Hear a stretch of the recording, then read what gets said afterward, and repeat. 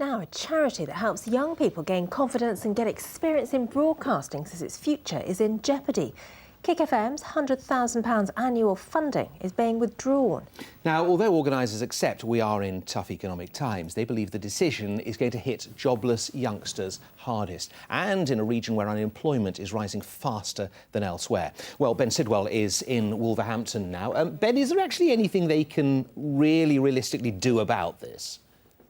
Everybody give me way.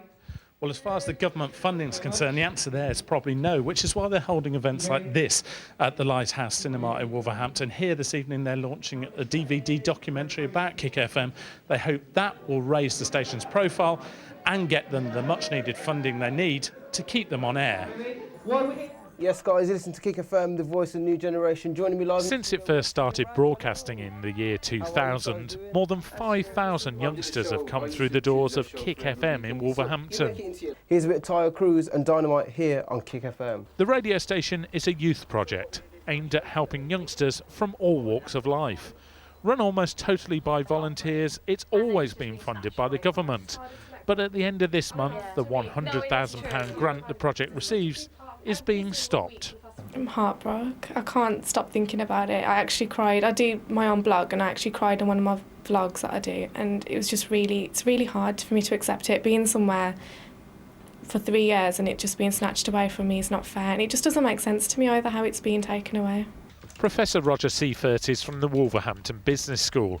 He's well aware that in the current financial situation the government needs to make some very tough financial decisions, but thinks in this case they've made a mistake. Clearly in social terms it's devastating for those involved and has a detrimental effect, particularly on young people. And economically the amount of money saved is so small that the impact is negligible on the overall national debt. To mark 10 years of the project, members past and present have made a documentary about the radio station. However, unless they can find major funding in the next 10 days, it's likely to become an epitaph rather than a celebration. Well, we've just moved outside. This is part of the campaign to save Kic FM, as you can see. Let's speak to their chief executive, who's Rob Smith. Rob, let's face it, in these sort of financial days, the government simply can't afford to fund projects like this, can it? We accept cuts. Everybody accepts cuts, but you've seen for yourself in there tonight the reaction from young people.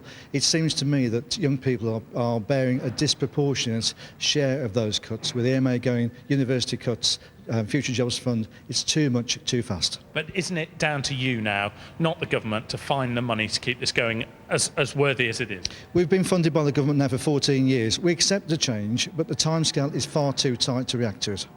I'll tell you what, these are a few messages from people past and present. Here's one that really stands out. It says, Kic FM was always and will always be the one place in the world where I feel free and safe.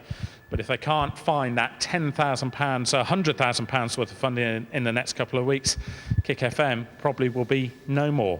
Back to you in the studio. Ben, thank you very much indeed. It's a shame, isn't it? And on its 10th birthday as well. Yeah, it is. Sad news. Well, let's